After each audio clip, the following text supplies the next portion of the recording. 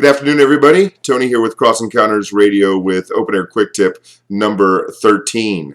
Let the officers see your hands. More often now in these days, open air preachers are having contact with law enforcement.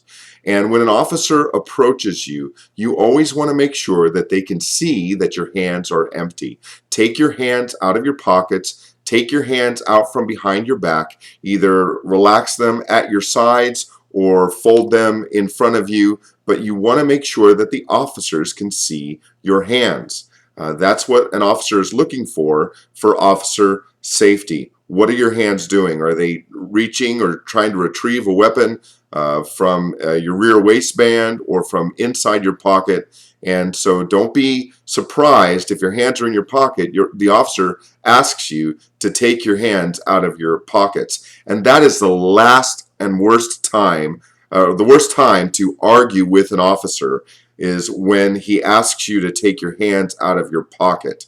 When I worked the streets, if someone refused to take their hands out of their pockets, they were on the ground within seconds, and I was assisting them in removing their hands from their pockets. The most important thing to an officer out on the streets is not your rights. It's not overtime. It's not the next arrest. It's not promotion. It's getting home to their families. And so if they have to inconvenience you and even hurt you to ensure their safety, they're going to do it.